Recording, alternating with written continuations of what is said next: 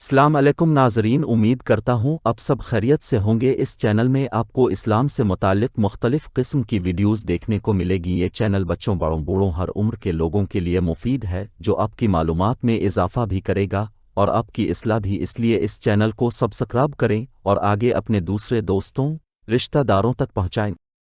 جزاک اللہ۔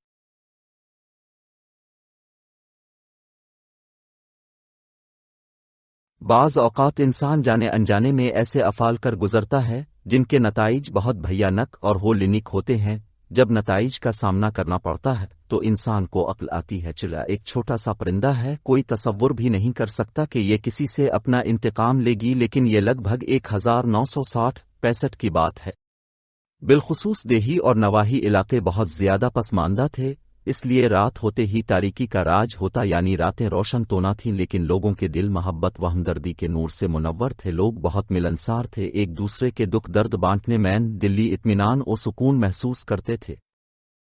ایک شخص کراچی کے نواحی علاقے میں منگوٹ میں امامت کے فرائض ادا کرتا تھا۔ وہ اس علاقے میں بہت خوش تھا، وہاں کے لوگ بہت ملنسار، غم گسار، ہنس مکھ تھے، وہاں آب و ہوا بہت تازہ تھی، ارد گرد سبزہ ہی سبزہ تھا، اس پر مستز الف دوہاں خالص دودھ، دہی، مکھن، دیسی انڈے، دیسی گھی، تازہ سبزیاں اور گوشت، الغرض خوش خوراکی کے لیے بہت ہی ارزاں قیمت پر بہترین غذا ہر وقت میسر تھی۔ وہاں کی ایک اور خاص بات پرندوں کا گوشت تھا، جو ذرا سی محنت سے بالکل مفت حاصل ہو جاتا۔ ان صاحب کو بھی چڑوں کی یخنی محبوب تھی، کبھی کبھی وہ چڑے پکڑتے اور ان کی یخنی سے لطف اندوز ہوتے تھے۔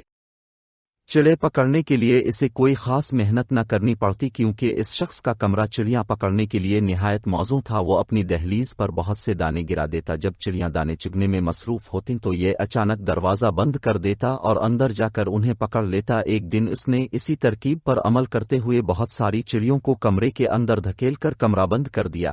ارادہ تھا کہ تھوڑی دیر بعد انہیں ذبح کر کے شام کا بہترین سالن پکایا جائے گا۔ وہ دن اس شخص کا کچھ اتنا مصروف گزرا کہ دن بھر اسے چڑیوں کا خیال تک نہ آیا۔ وہ پہر کو قیلولہ کرنے کے بعد جب وہ اٹھا تو عصر کا وقت ہو چکا تھا۔ عصر کی نماز پڑھا کر فارغ ہی ہوئے تھے کہ اس علاقے کا ایک باثر آدمی ملنے کے لیے آ گیا۔ اس سے گفتگو کے دوران مغرب کی نماز کا وقت ہو گیا۔ مغرب کے بعد کسی اور شخص سے ملاقات کرنا پڑی جس نے کھانے کی دعوت بھی دی۔ وہاں کھانا کھانے کے بعد جب آئے تو عشاء کا وقت ہو چکا تھا۔ اس زمانے میں لائٹ تو تھی نہیں، اس لیے لوگ عشاء کے فوراً بعد سو جاتے تھے۔ یہ شخص بھی نماز سے فارغ ہونے کے بعد وہی مسجد کے باہر کھاٹ لگا کر سو گیا۔ اب آتے ہیں انتقام کی جانب۔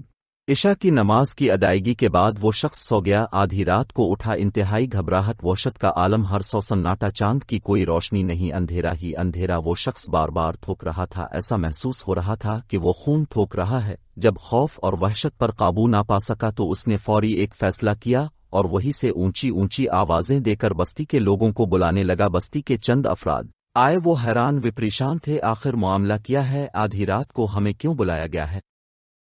امام صاحب نے ان سے کہا، میری طبیعت بہت خراب ہو رہی ہے، مجھے بہت گھبراہٹ ہو رہی ہے، میرے منہ سے خون نکل رہا ہے، میں اس امامت کو جاری نہ رکھ سکوں گا۔ انہوں نے چراغ کی روشنی میں دیکھ کر بتایا کہ وہاں تو خون کا ایک دھبا بھی نہیں ہے، لیکن اس شخص کا مسلسل اصرار تھا کہ یہ خون ہے، اور چراغ کی روشنی میں بھی اسے لگا کہ وہ خون تھوک رہا ہے۔ بستی کے لوگ ایسا قطعاً نہ چاہتے تھے کہ وہ اس شخص سے بہت مطمئن تھے۔ وہ ایک متقی اور پرہیزگار شخص تھا، دن کے اوقات میں بستی والوں کے بچوں کو ناظرہ اور دوسری تعلیم دیتا تھا۔ جب گاؤں والے کسی طرح نہ مانے تو اس نے کہا، مجھے لگتا ہے کہ مجھ پر ٹی بی کا حملہ ہوا ہے، اور پھر اسی وقت گاؤں والوں سے کچھ اور انتظام کرنے کا کہا۔ گاؤں والوں کے بار بار اصرار کے باوجود اس نے وہاں امامت جاری رکھنے سے منع کر دیا۔ آخر گاؤں والوں کو اس کی بات ماننی پڑی۔ اس شخص کو کچھ سمجھ نہ آ رہا تھا کہ معاملہ کیا ہے۔ وہ جب سونے لگا تھا اس وقت تو بالکل ٹھیک تھا۔ اس کی طبی معلومات کے مطابق اسے لگا کہ وہ ٹی بی کا شکار ہو چکا ہے۔ اس وقت ٹی بی ایک خوفناک اور لاعلاج مرض تھا۔ اگر کسی کو علم ہو جائے کہ اسے ٹی بی ہے تو گویا اسے موت کا پروانہ مل گیا۔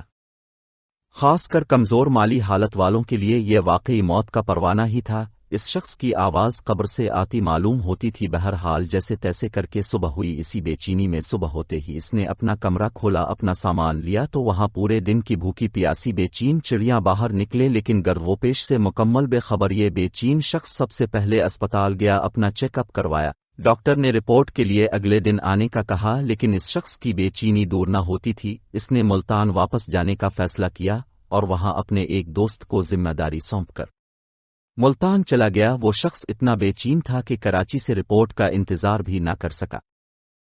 उसने मुल्तान पहुंचते ही सबसे पहले निश्तर अस्पताल से अपना दोबारा चेकअप करवाया। यहाँ भी रिपोर्ट के लिए 3 दिन का इंतजार करना पड़ा। 3 दिन बाद रिपोर्ट मिली। इसे डॉक्टर ने बताया कि वो 100% सही है, टीबी के कोई आसार न थे। 1-2 दिन बाद कराची से भी रिपोर्ट आ गई कि वो बिल्कुल सही है। लेकिन ये फिर ऐसा क्या हुआ कि वो घबराहट, परेशानी, आखिर उसके जहन में ये बात आई कि ये चिड़ियों का इंतकाम है।